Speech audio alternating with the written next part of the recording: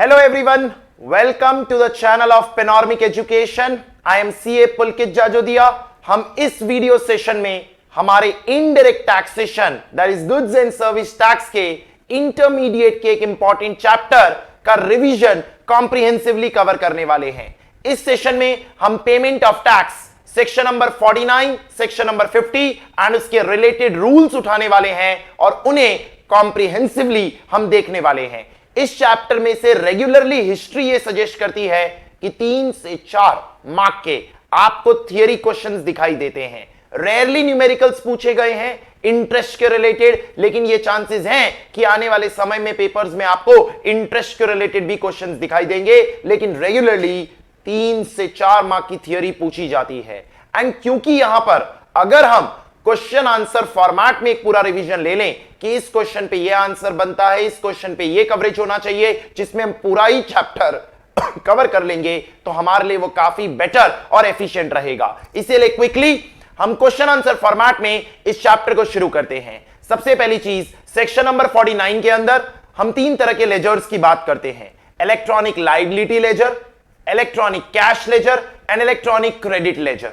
And ये तीनों ledgers के बारे में जब हम सेक्शन 49 में बात करते हैं तो इन लेजर्स में क्या क्या इंपॉर्टेंट फीचर्स हैं, कैसे सेट ऑफ किया जाता है, कैसे पेमेंट किए जाते हैं, उसके क्या मोड्स होते हैं, उन सबको हम इसमें कवर करेंगे. And what is section number 50?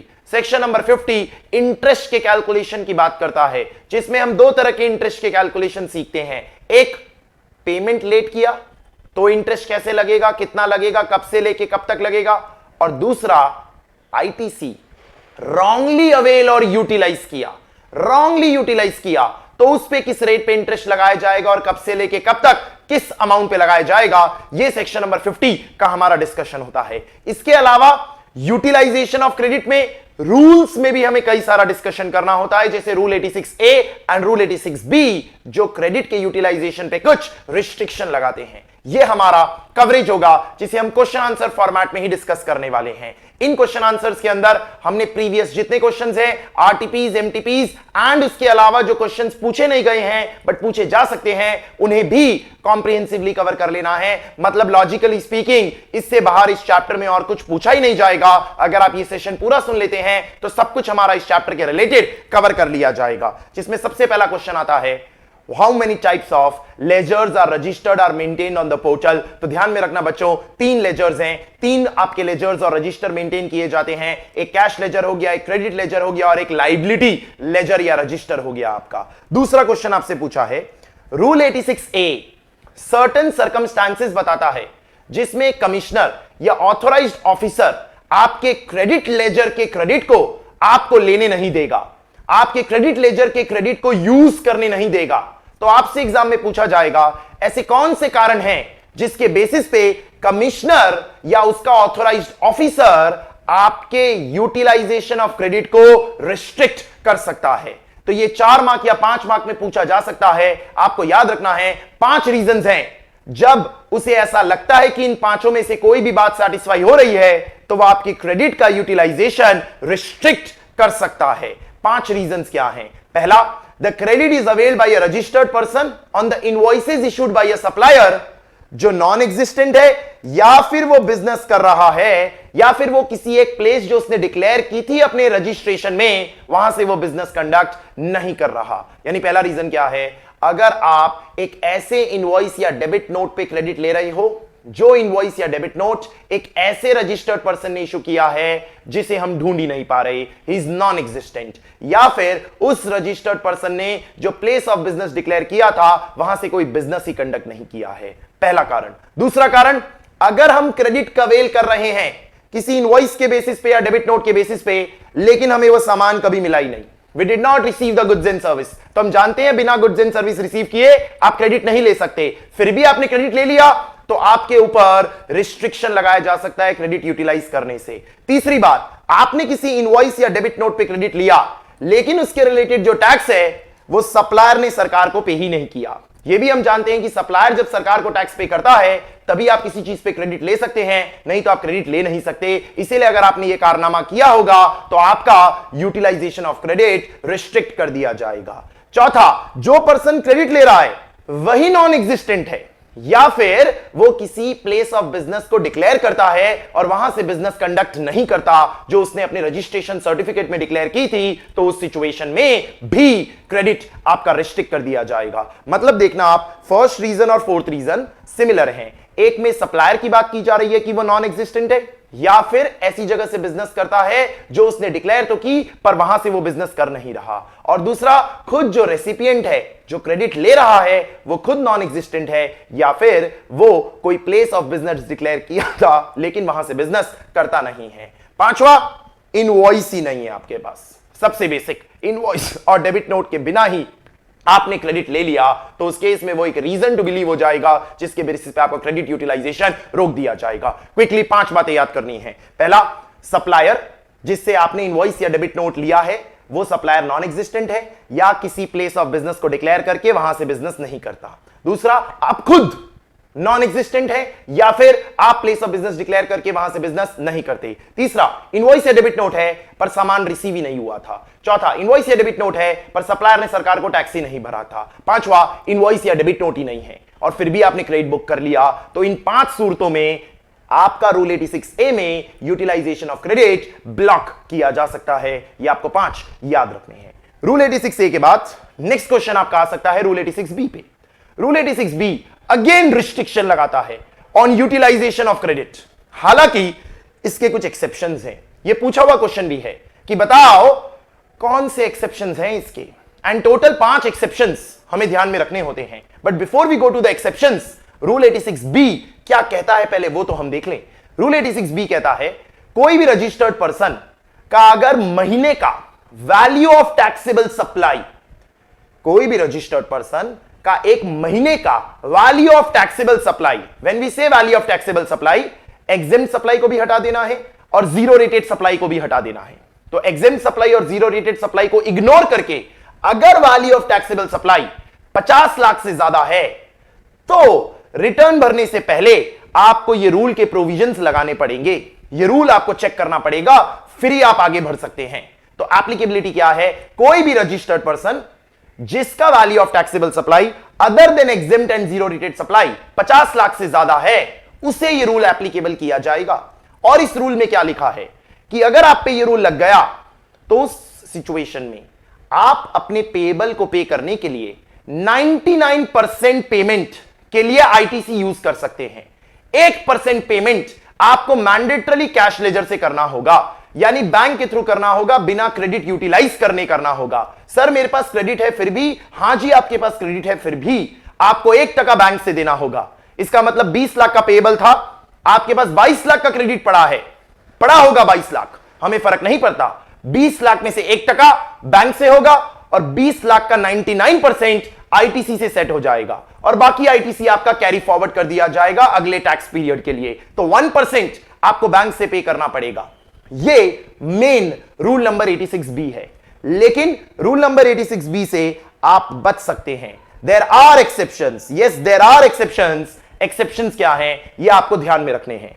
पहला एक्सेप्शन, अगर आपने पिछले 2 फाइनेंशियल ईयर्स में जिनका time limit of 139 subsection 1 under income tax expire हो चुका है, तो पिछले ऐसे 2 साल, जिन 2 सालों का time limit to file return of income under section 139(1) expire हो चुका है, इन दोनों ही सालों में आपने income tax in each of the financial year 1 lakh से ज्यादा भरा है, आपने 1 लाख से ज्यादा भरा है।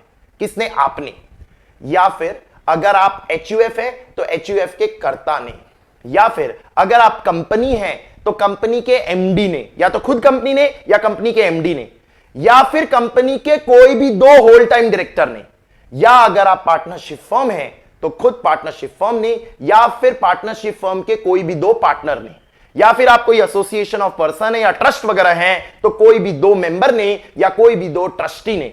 अगर इनमें से किन्हीं भी लोगों ने पिछले 2 फाइनेंशियल ईयर्स जिसका टाइम लिमिट एक्सपायर हो चुका है, उन दोनों ही सालों में 1 लाख से ज्यादा इनकम टैक्स भरा है, दोनों ही सालों में, तो आप पे रूल 86B नहीं लगाया जाएगा। तो देखो आपको याद रखना है, if you have deposited a sum of more than 1 lakh, हां एग्जैक्ट 1 लाख नहीं, more than 1 lakh as income tax in each of the last 2 financial years for which the time limit to file return has expired, किसने? खुद उस registered person ने, या उस registered person के कर्ता ने, प्रोप्राइटर ने, या एमडी ने, या कोई भी दो पार्टनर, होल टाइम डायरेक्टर या मेंबर ने of the registered person as the case may B.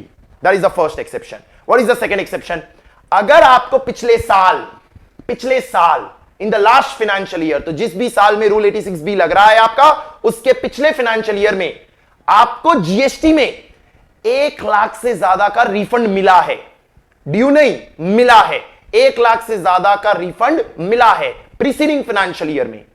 दो में से किसी एक कारण की वजह से, या तो आपने जीरो रेटेड सप्लाई की थी विदाउट पेमेंट ऑफ टैक्स, यानी कि एक्सपोर्ट वगैरह किया था, या फिर इन्वर्टेड ड्यूटी स्ट्रक्चर में कवर्ड थे, यानी खरीदते थे उस पे रेट ज्यादा था और बेचते थे उस पे रेट कम था, जिसे हम इन्वर्टेड ड्यूटी स्ट्रक्चर कहते हैं। तो अगर आपका लास्ट फाइनेंशियल ईयर में 1 लाख से ज्यादा का जीएसटी रिफंड हुआ है because of zero rated supplies without payment of tax, या फिर due to inverted duty structure, तो उस केस में आप पे ये रूल नहीं लगाया जाएगा इस साल। देखो, रिसीट ऑफ रिफंड, रिसीट मिल जाना चाहिए of more than 1 lakh will not apply if it is due to zero rated supply or inverted duty structure. It should have been received in the preceding financial year. That is the second exception. What is the third exception?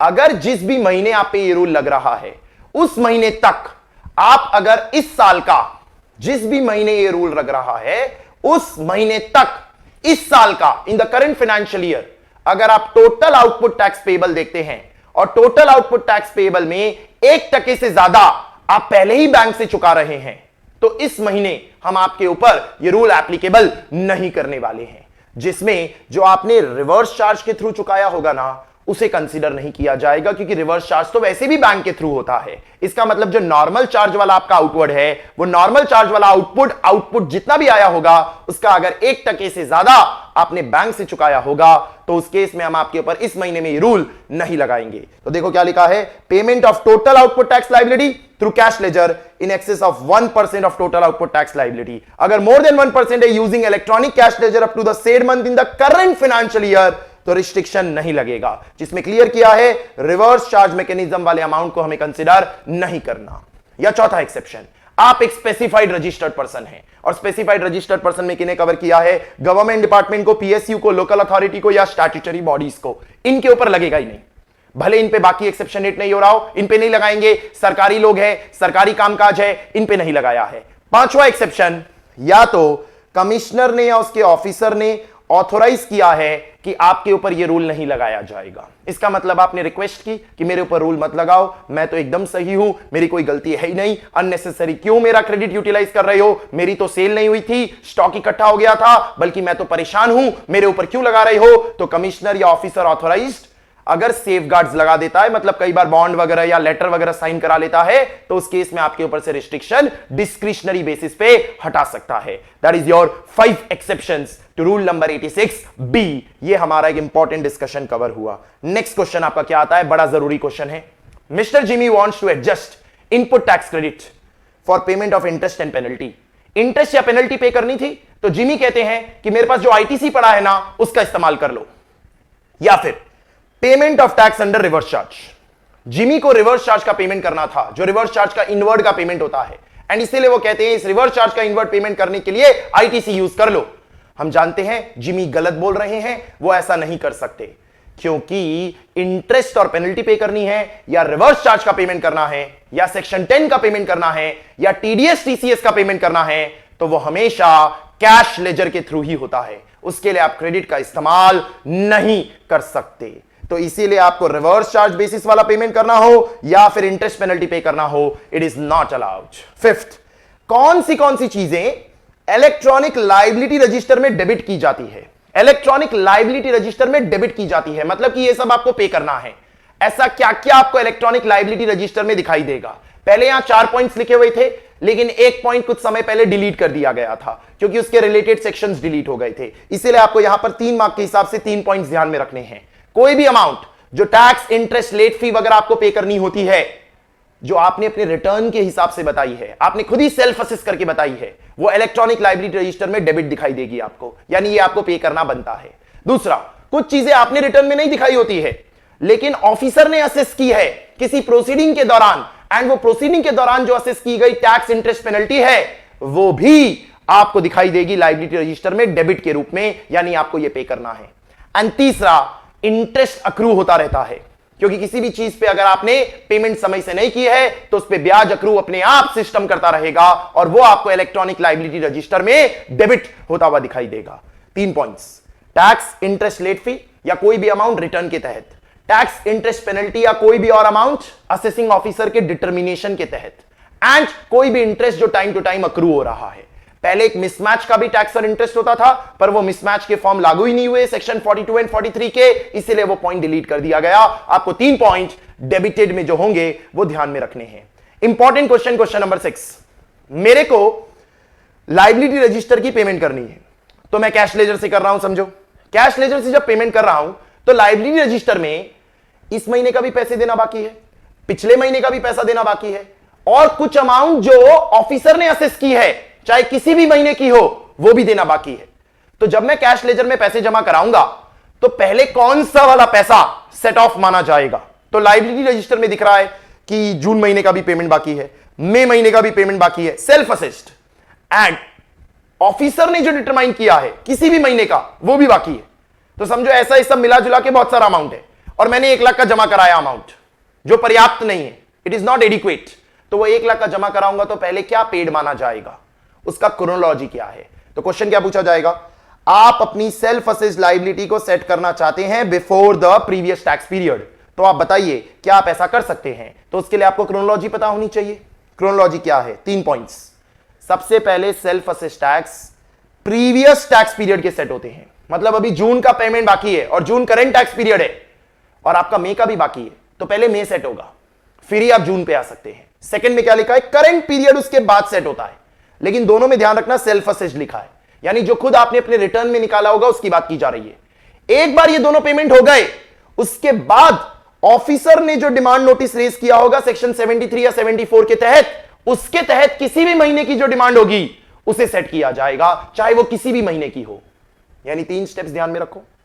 पहले आपको previous tax period का जो आपने खुद ने निकाला है वो सेट करना है, फिर करंट टैक्स पीरियड का जो आपने खुद ने निकाला है वो सेट करना है, फिर ऑफिसर ने जो किसी भी टैक्स पीरियड का जो भी अमाउंट डिटरमाइन किया है वो सेट होगा, इसी सीक्वेंस में होगा। तो क्वेश्चन में क्या पूछा था?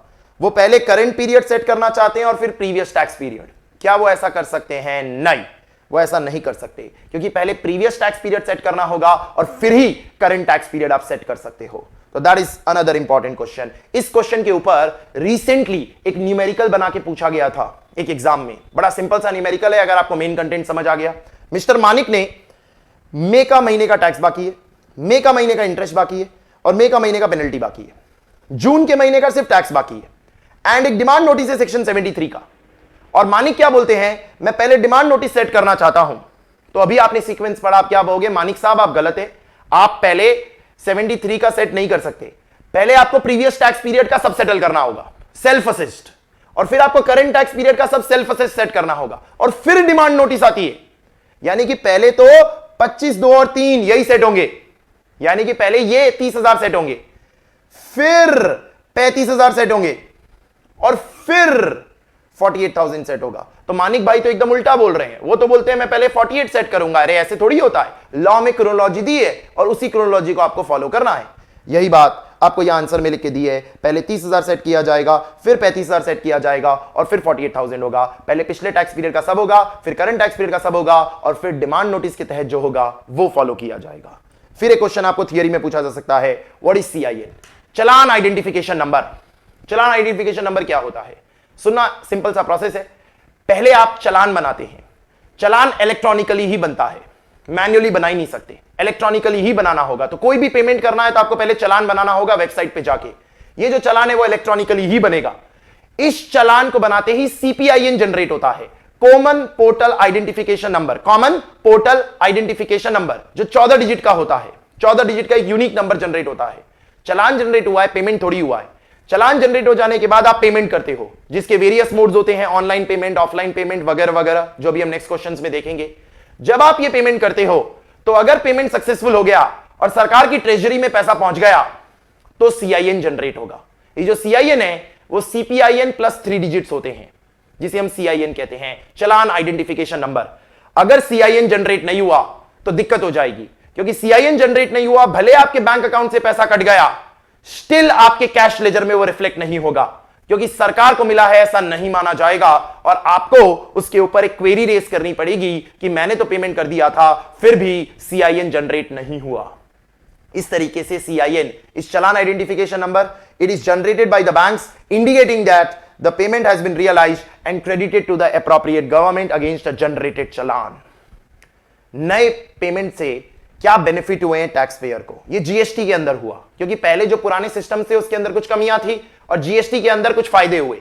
कुछ फायदे टैक्स पेयर को भी हुए और कुछ फायदे डिपार्टमेंट को भी हुए। आपको तीन तीन पॉइंट्स इसमें याद रखने चाहिए, क्योंकि सीधे स्ट्रेट फॉरवर्ड थियरी क्वेश्चन आ सकता है कि जीएसटी के पेमेंट सिस्टम से टैक्स पेयर को क्या फायदा हुआ और डिपार्टमेंट को क्या फायदा हुआ। तो सबसे पहली बात 24/7 हो गया, सब कुछ ऑनलाइन कर सकते हैं आप इजीली, सारे के सारे चालान इलेक्ट्रॉनिकली जनरेटेड है, सब पेपरलेस हो गया, ऑनलाइन रिसीप्ट इमीडिएटली मिल जाती है। टैक्स कंसल्टेंट जो सीए है वो क्लाइंट के बिहाफ पे पेमेंट कर सकता है। अलग अलग चीजों के अलग अलग चालान नहीं है, पहले अलग अलग चालान हुआ करते थे इनडायरेक्ट टैक्सेस के अंदर, मल्टीपल टैक्सेस हुआ करते थे और ट्रांसपेरेंसी इजी हो गई।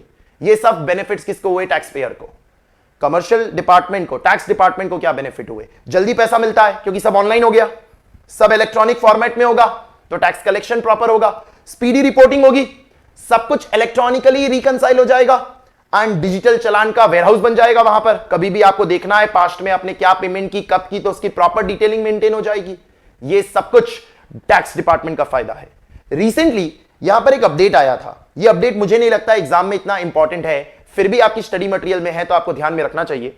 कई बार पैसे आपके बैंक अकाउंट से डिडक्ट हो जाते हैं और बैंक आपको सीआईएन जनरेट करके नहीं देता, सीआईएन जनरेट करके नहीं देता, लेकिन हर बैंक के थ्रू जो भी पेमेंट हुआ है उसकी एक फाइल आरबीआई को फाइल की जाती है, रिजर्व बैंक ऑफ इंडिया की, उसे ई स्क्रॉल कहा जाता है। ई स्क्रॉल, अगर आरबीआई को ई स्क्रॉल फाइल किया गया है तो कई बार वो ई स्क्रॉल फाइल होने के बेसिस पे भी आपके इलेक्ट्रॉनिक कैश लेजर में अपडेट आ जाता है, तो इलेक्ट्रॉनिक कैश लेजर वहां से भी अपडेट किया जा सकता है। मतलब कि सीआईएन जनरेट होगा तो कैश लेजर में पक्का दिखेगा, सीआईएन जनरेट नहीं होगा तो भी बैंक क्योंकि आरबीआई को कम्युनिकेट करेगा थ्रू ई स्क्रॉल फाइल, उसके थ्रू भी वो कैश लेजर में दिखाई देगा।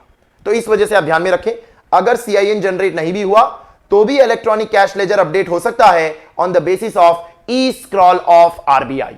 ई स्क्रॉल ऑफ आरबीआई, इतनी सी बात ध्यान में रखें, बाकी रेलेवेंट नहीं है, मुझे नहीं लगता वो पूछे जाने जैसा है, पर ध्यान में रखें। सीपीआईएन कॉमन पोर्टल आइडेंटिफिकेशन नंबर, जिससे चालान जनरेट होता है, 14 डिजिट का यूनिक नंबर होता है, कितने समय के लिए वैलिड होता है? 15 दिन, 15 डेज। 15 डेज में आपको पेमेंट करके सीआईएन जनरेट करना होता है। 15 डेज में नहीं करेंगे तो वो ऑटोमेटिकली डिलीट हो जाएगा क्योंकि आपने उस चालान को यूज नहीं किया। तो सीपीआईएन 14 डिजिट का नंबर है। बीआरएन क्या है? जब आप पेमेंट करते हैं तो एक ट्रांजैक्शन नंबर है, एक सीरियल नंबर है जो जनरेट होता है जब आप पेमेंट करते हैं बैंक के थ्रू।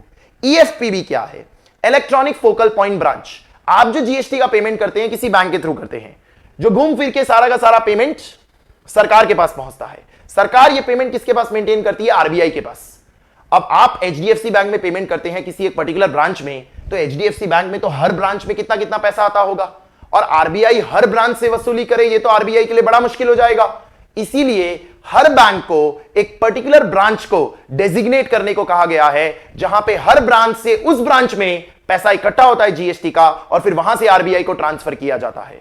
इस ब्रांच को हर बैंक ने नाम दिया है EFPB, electronic focal point branch. तो these are branches who are authorised to collect payment for each transaction. इनका हर मेजर हेड होता है हर सरकार का, ये अमाउंट फिर बाद में आगे जाके आरबीआई के पास चढ़ा दिया जाता है। तो आरबीआई अल्टीमेटली वो इलेक्ट्रॉनिक फोकल पॉइंट ब्रांच हो गया, लेकिन वो किसी ब्रांच के थ्रू कम्युनिकेट किया जाता है। ये आपको 2 मार्कर में ध्यान में रखना है। एक क्लेरिफिकेशन दिया हुआ है, date of credit into the treasury is the date of debit in the cash ledger. जब सरकार को पैसा मिल जाएगा ना, तभी आपके कैश लेजर में दिखाई देगा। आपने कैश लेजर के लिए पैसा जमा करा दिया तो कैश लेजर में नहीं दिखाई देगा। इसीलिए हमने कहा वो सीआईएन जनरेट होना जरूरी है, क्योंकि सीआईएन जनरेट होगा मतलब सरकार को डिपॉजिट हो गया, सरकार को डिपॉजिट हो गया मतलब कैश लेजर में आपको दिखाई देगा। जितना भी अमाउंट आप टीडीएस और टीसीएस के लिए पे करते हैं वो सब इलेक्ट्रॉनिक कैश लेजर में दिखता है। वैसे ये टीडीएस टीसीएस का डिस्कशन है, बट क्योंकि लेजर की बात हो रही है इसीलिए हम इसे कवर कर रहे हैं, वो कैश लेजर में दिखाई देगा। अगर आपको कोई डिस्क्रिपेंसी लगती है तो आप उस केस में कॉमन पोर्टल पे एक फॉर्म भर के अपना ग्रीवेंस सबमिट कर सकते हैं। कोई अनरजिस्टर्ड पर्सन अगर पेमेंट कर रहा है तो उसके पास तो जीएसटी आइन होगा नहीं, तो वो कैसे पेमेंट करेगा?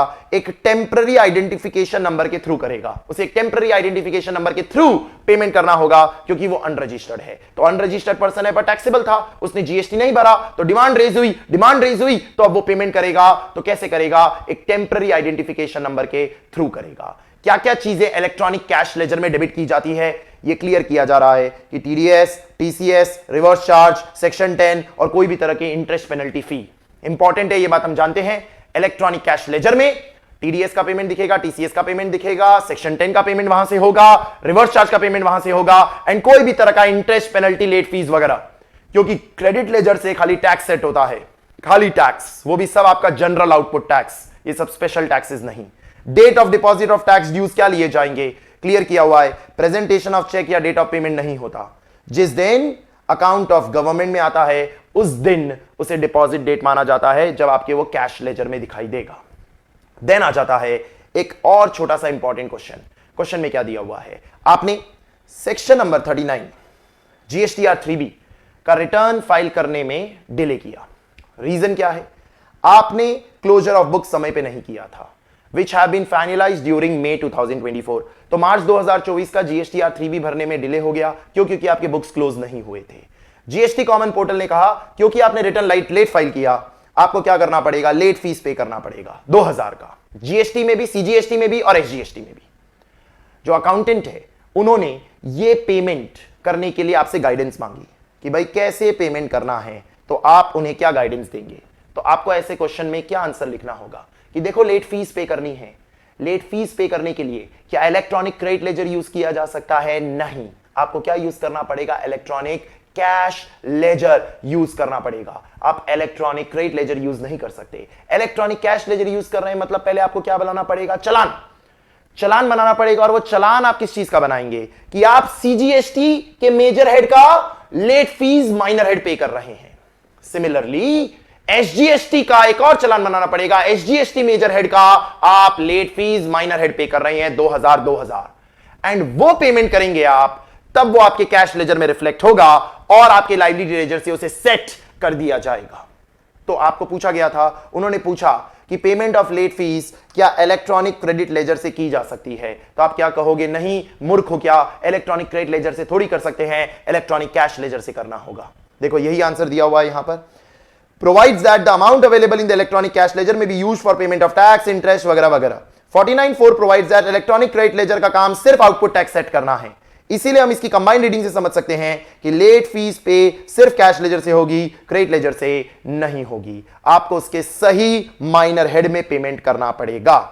नेक्स्ट क्वेश्चन आपका आ जाता है, इंटरेस्ट क्या रेट पे लगाया जाता है और what is the maximum rate of interest? तो समझना, दो ही सिचुएशन में इंटरेस्ट लगता है, जब आप टैक्स नहीं भरते या आईटीसी रॉन्गली यूटिलाइज करते हैं, और दोनों ही सूरतों में 18% पर एनम लगता है। 18% पर एनम जो डे वाइज कैलकुलेट किया जाता है। जो कैसे कैलकुलेट होता है वो भी हम नेक्स्ट क्वेश्चन के अंदर डिस्कस जरूर करेंगे। नेक्स्ट क्वेश्चन आपका क्या आ जाता है फिर, संगम limited obtains registration for paying taxes under section 9.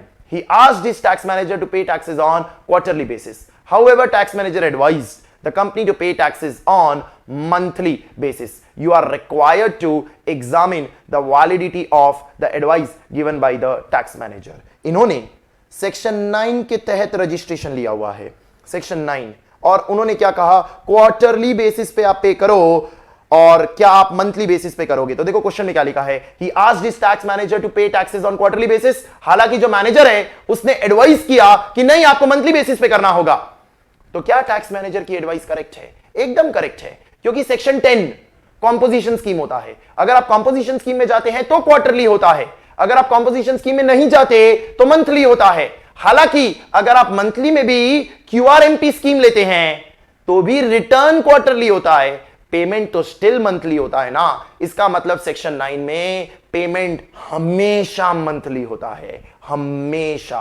Composition वालों को क्वार्टरली करना होता है, बाकी तो मंथली ही किया जाता है। सिंपल सा क्वेश्चन हो गया आपके लिए। नेक्स्ट क्वेश्चन दिया है, आपने 30,000 का सम इंटरेस्ट में जमा कराया, मेजर हेड आईजीएसटी में, तो आईजीएसटी के इंटरेस्ट में जमा कराया 30,000। अब जब आप जीएसटीआर 3B भर रहे थे तो आपको दिखाई दिया कि टैक्स का जो माइनर हेड है उसमें 30,000 का पेमेंट करना था, मतलब आईजीएसटी टैक्स का करना था, जबकि आपने किस में पैसा जमा करा दिया था? आईजीएसटी इंटरेस्ट में। अब जब टैक्स ऑफिसर को अप्रोच किया तो टैक्स ऑफिसर ने कहा कि नहीं भाई, तुमको प्रॉपर हेड में पैसा डालना पड़ेगा, आप ऐसे नहीं चलेगा, आपको प्रॉपर हेड में डालना पड़ेगा। तो यहां पूछा गया है कि क्या करना होगा। तो देखो, जब जीएसटी आया था ना सालों पहले, तब गलत हेड में डाल दिया तो उस हेड से रिफंड लेना पड़ता था और नया डिपॉजिट करना पड़ता था। लेकिन अब ऐसा नहीं है, अगर आपने गलत हेड में पैसा डाल दिया तो भी आप उसे जीएसटी पीएमटी 9 भर के ट्रांसफर कर सकते हैं, जिसे डीम्ड रिफंड मान के डीम्ड डिपॉजिट ट्रीट किया जाएगा। इसका मतलब आपका कोई भी मेजर हेड गलत सिलेक्ट हो गया, कोई भी माइनर हेड गलत सिलेक्ट हो गया, कोई टेंशन नहीं है, कुछ भी आप कैसे भी ट्रांसफर कर सकते हो। आईजीएसटी इंटरेस्ट से सीजीएसटी इंटरेस्ट करना है चलेगा, आईजीएसटी टैक्स से सीजीएसटी इंटरेस्ट करना है चलेगा, जो करना है वो आप कर सकते हो, कोई दिक्कत नहीं है। तो इन्होंने क्लियर किया कि भाई आपको अलग से डिपॉजिट करने की जरूरत नहीं है, खाली आप क्या कर सकते हैं, एक ट्रांसफर के लिए फॉर्म भर सकते हैं जीएसटी पीएमटी 9, आपका काम हो जाएगा। यहां रिसेंटली एक इंपॉर्टेंट अमेंडमेंट हुआ था और वो इंपॉर्टेंट अमेंडमेंट भी हम यहीं पर डिस्कस कर लेते हैं, जो आपको ध्यान में रखना चाहिए कि देखो, मेरा एक रजिस्ट्रेशन नंबर है, मेरा एक जीएसटी आईएन है, तो मैं इस जीएसटी आईएन के अंदर किसी भी मेजर हेड को माइनर हेड में ट्रांसफर करना चाहूं तो कर सकता हूं। लेकिन समझो, मेरे दो रजिस्ट्रेशन हैं, एक जीएसटी आईएन 1 और एक जीएसटी आईएन 2, एक गुजरात का रजिस्ट्रेशन और एक महाराष्ट्र का रजिस्ट्रेशन, और मैंने गलती से पेमेंट गुजरात के रजिस्ट्रेशन में कर दी, जबकि मुझे करनी महाराष्ट्र के रजिस्ट्रेशन में थी। है दोनों ही मेरे, पैन नंबर सेम है दोनों में, लेकिन रजिस्ट्रेशन नंबर तो अलग अलग है, क्योंकि दो अलग अलग स्टेट में रजिस्ट्रेशन लिया है, पैन नंबर सेम है। तो क्या मैं एक रजिस्ट्रेशन से दूसरे रजिस्ट्रेशन में भी ट्रांसफर कर सकता हूं? The answer is yes. With in the same pan दो रजिस्ट्रेशन नंबर्स हैं, आप उसे ट्रांसफर करना चाहते हैं, कर सकते हैं, लेकिन एक शर्त है।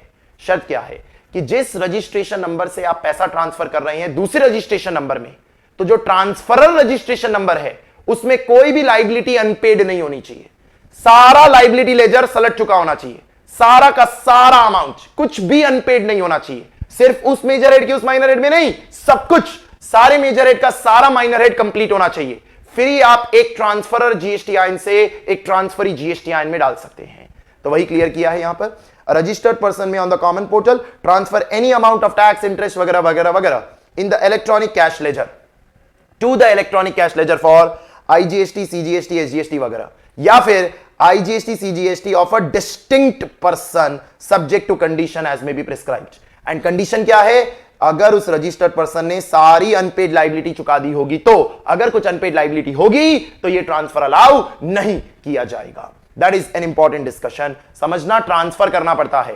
एग्जाम में ऐसा पूछा जा सकता है कि भाई इलेक्ट्रॉनिक लायबिलिटी लेजर में मेजर हेड आईजीएसटी में माइनर हेड इंटरेस्ट बाकी है, और मैंने इलेक्ट्रॉनिक कैश लेजर में मेजर हेड आईजीएसटी में माइनर हेड लेट फीस भरी हुई है, तो क्या डायरेक्टली सेट कर सकते हो? नहीं, ऐसे डायरेक्टली थोड़ी सेट कर सकते हो। पहले आपको ट्रांसफर फॉर्म भर के उसे सही हेड में लाना पड़ेगा, फिर वो सेट होंगे। ऐसे ही थोड़ी सेट हो जाएंगे। Direct cross utilisation is not possible, you will have to transfer it by filing GST PMT 9, तभी ये पॉसिबल होगा। एक छोटा सा क्वेश्चन पूछा हुआ है, क्या electronic cash ledger 5000 under major head of IGST can be used for discharging the liability of major head CGST? The answer is no, नहीं कर सकते आप ऐसा। अगर आपको ऐसा करना है तो पहले जीएसटी पीएमटी 9 भरना होगा और उसको सही हेड में लाना होगा, फिर वो ऑटोमेटिकली सेट हो सकता है, नहीं तो नहीं हो सकता। एक और क्वेश्चन इस पे पूछा गया है, Pranesh has deposited a sum of 5000 under the fee column of cess. Cess major head है, उसका फी कॉलम है, माइनर हेड उसमें जमा कराया है, and 4000 was lying unutilised under the penalty column of IGST.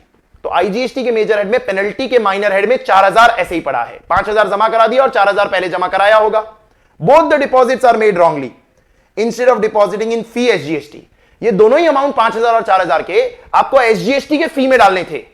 अब आप बताओ इसे कैसे रेक्टिफाई कर सकते हो? तो क्या पहली बात, दोनों रेक्टिफाई हो सकते हैं क्योंकि एक में मेजर हेड बदलना है, एक में माइनर हेड बदलना है? यस, दोनों हो सकते हैं। क्या फाइल करना है? जीएसटी पीएमटी 9, और आराम से आप उसे ट्रांसफर कर सकते हो एसजीएसटी फी में, दोनों को कर सकते हो। मेजर हेड कुछ भी हो, माइनर हेड कुछ भी हो, कोई फर्क नहीं पड़ता, चलेगा। एक सिंपल सा थियरी क्वेश्चन दिया है, what are the main features of GST payment process, तो आप इसमें लिख सकते हो ना, सब रियल टाइम होगा, इलेक्ट्रॉनिकली जनरेटेड चालान होंगे, फास्टर रेमिटेंस होगा, रिपोर्टिंग बेटर होगी, 24/7 पेमेंट्स हो सकती है। इनमें से आप कोई भी पॉइंट आराम से लिख सकते हैं।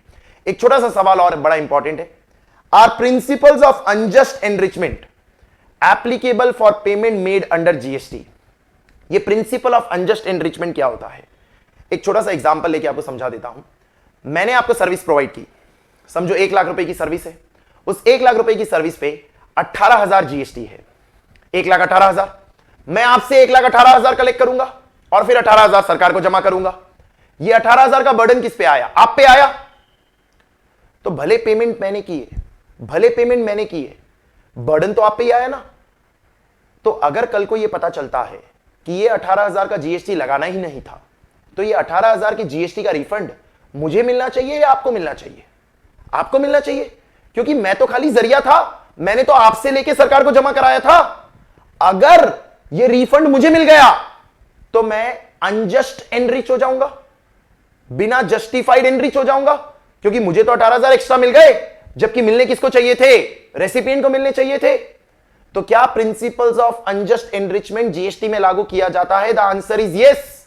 ऐसा मान के चला जाता है जीएसटी में कि जो भी पर्सन सप्लायर जीएसटी भर रहा है, उसने वो जीएसटी का भार किस पे डाल दिया है, रेसिपिएंट पे डाल दिया है, उसका इंसिडेंस उस पे डाल दिया है।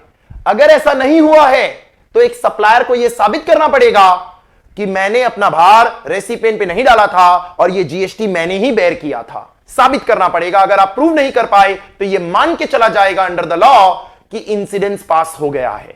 तो क्या लिखा है, yes, every person who has paid the tax unless the contrary is proved be deemed to have passed the full incidence of tax to the recipient। इसे हम कहते हैं principal of unjust enrichment.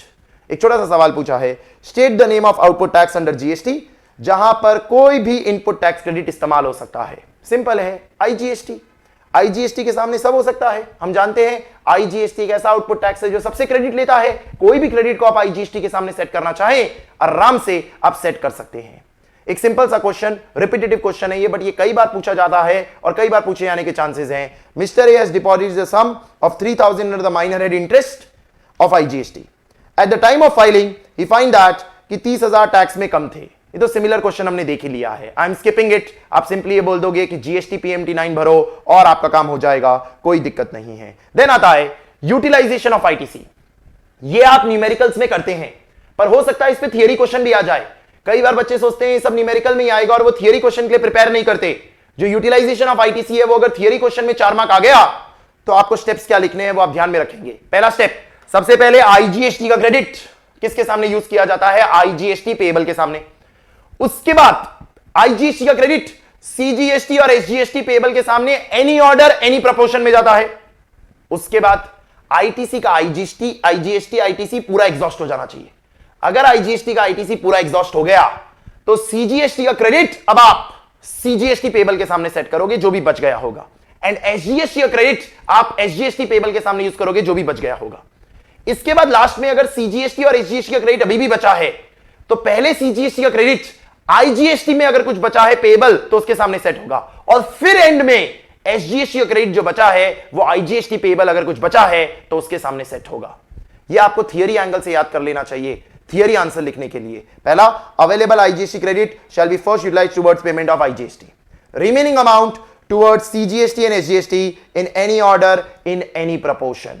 Second, ITC of IGST पहले fully utilize कर लो, वो establish हो गया, फिर आप सीजीएसटी का क्रेडिट सीजीएसटी के सामने लेके जाओ, फिर भी कुछ बच गया तो आईजीएसटी के सामने लेके जाओ, फिर आप एसजीएसटी का क्रेडिट एसजीएसटी के सामने लेके जाओ, और अगर कुछ बच गया तो आईजीएसटी के सामने लेके जाओ। लेकिन ये एकदम एंड में होगा। पहले सीजीएसटी का क्रेडिट क्या हो गया होना चाहिए, खत्म, तभी एसजीएसटी का क्रेडिट आईजीएसटी पेएबल के सामने एंड में यूज करना। That are the steps. अब हमारा सेक्शन 49 और उसके रिलेटेड प्रोविजंस कवर हो गए। अब कुछ क्वेश्चंस हमें सेक्शन नंबर 50 पे देखने हैं, इंटरेस्ट के रिलेटेड हमें कवरेज देखना है। सबसे पहली चीज, आईटीसी अवेल किया पर यूटिलाइज नहीं किया, कोई ब्याज नहीं लगेगा। ध्यान में रखना, अवेल किया है मतलब खाली बुक किया है। अरे बुक किया, मैंने यूज थोड़ी किया, और जब तक यूज नहीं किया तब तक पेएबल कम नहीं हुआ, पेएबल कम नहीं हुआ तो सरकार को चूना नहीं लगा, सरकार को चूना नहीं लगा तो किस बात का इंटरेस्ट, मैंने अवेल करके यूटिलाइज भी कर लिया और बाद में पता चला ये रॉन्गली था, मैंने गलत यूटिलाइज कर लिया। गलत यूटिलाइज कर लिया तो चूना लगा, सरकार को चूना लगा एंड देयर बाय इंटरेस्ट लगेगा।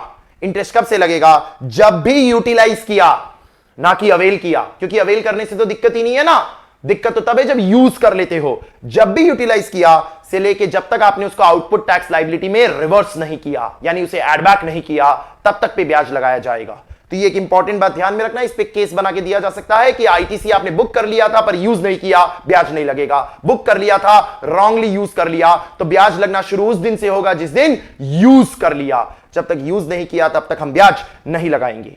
मैं ब्रीफली आपको सेक्शन 50 पहले समराइज कर देता हूं और फिर क्वेश्चंस देख लेते हैं उसके ऊपर 2-3। आज तक सेक्शन 50 पे कोई क्वेश्चंस बने नहीं है खास एग्जाम में, लेकिन अब पूछे जा सकते हैं क्योंकि पहले इसमें काफी ट्रबल्स थे, अब सारे ट्रबल सॉल्व हो चुके हैं। सेक्शन 50 में दो तरह के इंटरेस्ट हैं। एक इंटरेस्ट डिलेड पेमेंट पे है, डिलेड पेमेंट, और एक इंटरेस्ट रॉन्गली यूटिलाइज्ड आईटीसी पे है। दोनों पे 18% है, 18% पर एनम। दोनों सिंपल इंटरेस्ट है, दोनों डे वाइज है। पहले हम डिलेड पेमेंट ऑफ टैक्स की बात करते हैं। डिलेड पेमेंट ऑफ टैक्स में आपका जो इंटरेस्ट है वो लगाया जाएगा from the date after the due date till the actual date of payment. तो जो भी आपकी ड्यू डेट होगी रिटर्न की, उसके अगले दिन से लेकर till the actual date of payment तक ब्याज लगाया जाएगा। लेकिन ब्याज ग्रॉस लायबिलिटी पे लगाएंगे या नेट लायबिलिटी पे लगाएंगे? तो याद रखना, नेट लायबिलिटी पे लगाया जाएगा। नेट लायबिलिटी पे लगाया जाएगा, इसका मतलब लायबिलिटी माइनस क्रेडिट के बाद जो अमाउंट आती है नेट, उस पे लगाया जाएगा। लेकिन दो सिचुएशंस ऐसी होती है जिन सिचुएशंस में ग्रॉस पे लगाया जाता है। वो दो सिचुएशंस क्या होती है? पहली सिचुएशन, अगर सेक्शन 73 या 74 के किसी प्रोसीडिंग के तहत पेमेंट कर रहे हो कि भाई तुमको 40,000 का जीएसटी पे करना है और वो 40,000 के जीएसटी के लिए तुमने 10,000 का क्रेडिट यूज कर लिया, तो 30,000 पे इंटरेस्ट नहीं लगाएंगे, 40,000 पे लगाएंगे, क्योंकि सरकार ने असेस करके दिया है, सरकार ने डिटरमाइन किया है, तो पूरे 40,000 पे लगेगा। क्रेडिट सेट करने के बाद जो अमाउंट होगी नेट पे नहीं लगाएंगे, ग्रॉस पे लगाएंगे। और दूसरा, कोई अमाउंट ऑफ टैक्स आपने रिटर्न में दिखाना भूल गए थे, यानी रिटर्न समय पे फाइल किया। फॉर एग्जांपल जुलाई का रिटर्न है, जुलाई के रिटर्न में 40,000 का पेमेंट करना था, जो आपको कर देना चाहिए था जुलाई के रिटर्न के हिसाब से 20 अगस्त को, तो आपने 20 अगस्त को रिटर्न फाइल कर दिया, लेकिन वो पेमेंट नहीं की, सेल्फ असिस्ट था, वो पेमेंट नहीं की, और अब आपको लेट रियलाइज हुआ कि ये पेमेंट छूट गई थी और अब आप ये पेमेंट कर रहे हैं। तो अब जब आप ये पेमेंट कर रहे हैं तो क्रेडिट यूज करेंगे आप, अगर आपके पास था, लेकिन इंटरेस्ट ग्रॉस पे लगेगा। और अगर आपने जुलाई का रिटर्न ही नहीं भरा, रिटर्न ही फाइल करने में लेट कर दिया, तो फिर नेट पे ही इंटरेस्ट लगेगा। पर अगर रिटर्न लेट फाइल करोगे तो उस पे लेट फीस लग जाएगी सेक्शन 47 की। वो बात भी हमें फिर ध्यान में रखनी होगी। तो दो एक्सेप्शन क्या है जब ग्रॉस पे लगाया जाता है? जब सरकार ने डिटरमाइन करके दिया हो तब ग्रॉस पे लगेगा, या फिर जब आपने सेल्फ असेस कर लिया था लेकिन रिटर्न में उसे शामिल नहीं किया, रिटर्न फाइल कर दिया पर उसे शामिल नहीं किया, तब भी ग्रॉस पे लगेगा। इसके अलावा नेट पे आपका लगाया जाएगा। यह बात हो गई delay in payment of tax की। दूसरी बात होती है ITC wrongly availed and wrongly utilized. जब भी आपने आईटीसी को यूज कर लिया, तो जिस भी महीने आपने यूज किया उस महीने के एक्चुअल डेट ऑफ रिटर्न और ड्यू डेट ऑफ रिटर्न के अगले दिन से लेके जब तक आपने रिवर्स किया, उस टाइम पीरियड पे आपका इंटरेस्ट कैलकुलेशन होगा 18% की रेट पे, डे वाइज। तो समझो जुलाई महीने में मैंने 1 लाख का क्रेडिट बुक किया, यूज नहीं किया। अगस्त महीने में भी मैंने उसे यूज नहीं किया। सितंबर महीने में यूज हो गया पूरा 1 लाख, और अब मुझे पता चला कि ये 1 लाख गलत यूज हो गया। और ये मुझे पता कब चला? दिसंबर में पता चला। तो जुलाई में बुक किया था, अगस्त में भी यूज नहीं हुआ, सितंबर में यूज हुआ, और ये पता कब चला गलत यूज हो गया 1 लाख का क्रेडिट? दिसंबर में। तो मुझे 1 लाख पे 18% ब्याज लगाना होगा। पर ये 1 लाख पे जो 18% है वो कहां से कहां तक लगेगा? सितंबर का जो एक्चुअल डेट ऑफ रिटर्न होगा या ड्यू डेट ऑफ रिटर्न होगा, तो सितंबर का ड्यू डेट होगा 20 अक्टूबर और एक्चुअल डेट है समझो 19 अक्टूबर। तो 19 अक्टूबर और 20 अक्टूबर विच एवर इज अर्लियर, 19 अक्टूबर के अगले दिन से, यानी 20 अक्टूबर से नंबर ऑफ डेज गिनोगे आप। कब तक? जब तक आपने रिवर्स नहीं किया। तो पता कब चला? दिसंबर के महीने में। तो दिसंबर के महीने का रिटर्न मैंने भरा 19 जनवरी को, तो 19 जनवरी तक का ब्याज लगाया जाएगा, क्योंकि 19 जनवरी को मैं रिवर्स कर रहा हूं ऐसा माना जाएगा। यानी कि जिस भी महीने आपने यूज किया उस महीने की एक्चुअल डेट ऑफ रिटर्न और ड्यू डेट ऑफ रिटर्न के अगले दिन से लेकर जिस भी महीने आपने रिवर्स किया उस महीने के रिवर्सल की एक्चुअल डेट तक 18% का ब्याज लगाया जाएगा। ये आपके इंटरेस्ट के प्रोविजन है जो मैंने फटाफट आपके साथ डिस्कस किए। क्वेश्चन आंसर फॉर्मेट के थ्रू देख लो, आइडिया लग जाएगा। Mister Piyush, a registered supplier of taxable goods, GST 3B भरते हैं जनवरी का 15 अप्रैल को। The prescribe due date for GST 3B was 20th February। Of course जनवरी महीने का 20th Feb होगा अगर QRMP स्कीम नहीं है और हम मंथली देख रहे हैं। The amount of net GST payable in cash, that is electronic cash ledger for the said month worked out to be 36,500 which was paid on 15th of April। Late ही भरा आपने, रिटर्न ही late भरा, ऐसा तो है नहीं return पहले भर दिया और पेमेंट बाकी रह गई थी, रिटर्न ही लेट भरा तो नेट पे ही इंटरेस्ट लगेगा ना, नेट पे मतलब 36,500 पे लगेगा। 36,500 पे कितना, 18%। नंबर ऑफ डेज निकालने होंगे तो नंबर ऑफ डेज क्या होंगे, जिस महीने का है उस महीने की ड्यू डेट के अगले दिन से, तो 20 फरवरी के अगले दिन से, यानी कब से, 21 फरवरी से लेके 15 अप्रैल, जो कितने नंबर ऑफ डेज होते हैं 54, और आपने 54 divide by 365 ignoring leap year, क्योंकि क्वेश्चन में दिया ignoring the effect of leap year, आपका आंसर 972 रुपीज आ जाता है। सिंपल। एक और क्वेश्चन दिया है आपको, mister salty and spicy reduce the amount of 1,50,000 from output tax liability in contravention of provisions which is ineligible credit. आपने रिड्यूस कर दिया मतलब यूज कर लिया आपने। एक शोकॉज नोटिस इशू किया गया कि पे करे टैक्स विद इंटरेस्ट, और आपने वो इंटरेस्ट का पे किया 31 जुलाई को, तो अप्रैल महीने का था। अप्रैल महीने में आपने इसे रॉन्गली यूज कर लिया, अप्रैल महीने में आपने इसे रॉन्गली यूज कर लिया, तो अप्रैल महीने का ड्यू डेट ऑफ रिटर्न और actual date of return whichever is earlier होगा। अब कुछ मेंशन नहीं किया तो मैं यही मानूंगा 20 मई, क्योंकि अप्रैल का 20 मई होगा। तो कब से इंटरेस्ट चालू होगा, 21 मई से लेके 31 जुलाई, from the date after the due date till the date of reversal पे आपको 1.5 लाख पे 18% लगाना होगा। 72 days divide by 365। Simple. Next, ये एक फुल फ्लेजेड क्वेश्चन है, इसमें पूरा कवरेज हो जाता है। राघव लिमिटेड ने जीएसटी 3B जुलाई 2023 का 20/8/2023 को भर दिया, समय पे भर दिया। रिटर्न भरने के बाद उसे पता चला 40,000 छूट गया, 40,000 छूट गया। अब ये 40,000 उसने सितंबर में भरा। जब सितंबर में भरा 20 अक्टूबर को, सितंबर का रिटर्न 20 अक्टूबर को, तो 10,000 क्रेडिट से सेट हो गया और 30,000 बैंक से भरा। तो अब सवाल उठा, ब्याज तो लगेगा, तो ब्याज किस अमाउंट पे लगेगा, नेट अमाउंट पे या ग्रॉस अमाउंट पे।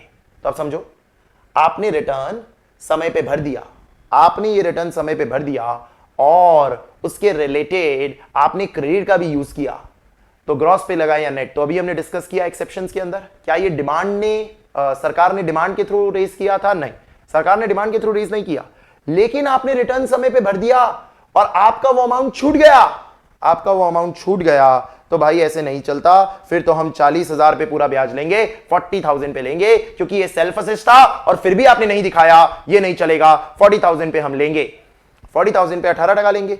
और कब से लेके कब तक लेंगे, वो तो सॉर्टेड ही है भाई। 20 अगस्त था तो 20 अगस्त के अगले दिन से, यानी 21 अगस्त से लेके जब पे किया 20 अक्टूबर तक हम कंसीडर करेंगे, तो वो 60 डेज कंसीडर हो जाएगा।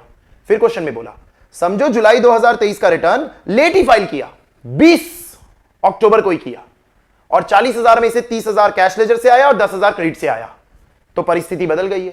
अब तो आपने रिटर्न ही लेट फाइल किया, मतलब सेल्फ असेस हुआ ही नहीं था, सेल्फ असेस हुआ ही नहीं है, तो जब रिटर्न फाइल कर रहे हो तभी तो असेस हुआ है। एंड देयर बाय इस सिचुएशन में जो आपका इंटरेस्ट लगाया जाएगा वो 30,000 पे लगाया जाएगा। 18% नंबर ऑफ डेज तो सेम ही रहेंगे, उसको तो कोई फर्क पड़ने वाला है नहीं, वो तो सेम टू सेम रहेगा। क्लेरिफाई किया हुआ है लास्ट में 50 सबसेक्शन 3।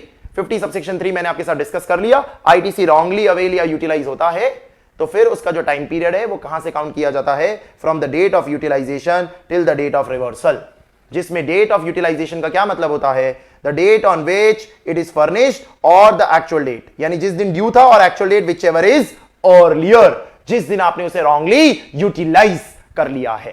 तो ये आपको 50 सबसेक्शन 3 के रिलेटेड ध्यान में रखना है। ये इंटरेस्ट के हमारे प्रोविजंस कवर हो गए, जिसके साथ हमने पेमेंट ऑफ टैक्स के जितने रिलेटेड प्रोविजंस हैं क्वेश्चन आंसर फॉर्मेट में section 49 and section number 50 complete कर लिए हैं। होपफुली आपको पूरा समझ में आ गया होगा ये किस तरह से वर्क करेगा और इसके बाहर कुछ नहीं आएगा। ये हमने मैक्सिमम कवरेज ही किया है, इतना अगर आपने कर लिया तो ये चैप्टर की थियरी आपकी हो चुकी है। हम इसी तरह से दूसरे चैप्टर्स भी कवर करने की कोशिश करेंगे। आप हमें जरूर से कमेंट बॉक्स में बताएं आपको कैसा लगा सेशन और कौन से चैप्टर्स आप इसी फॉर्मेट में जल्द से जल्द कवर होते हुए देखना चाहेंगे, चाहे वो रिटर्न चैप्टर है, टीडीएस टीसीएस का चैप्टर है या जो भी और कोई चैप्टर है, तो हम एज अर्ली एज पॉसिबल वो आपके लिए कवर करने की कोशिश करेंगे। फिर मिलेंगे ऐसे ही सेशन में। Till then take care, have a nice day.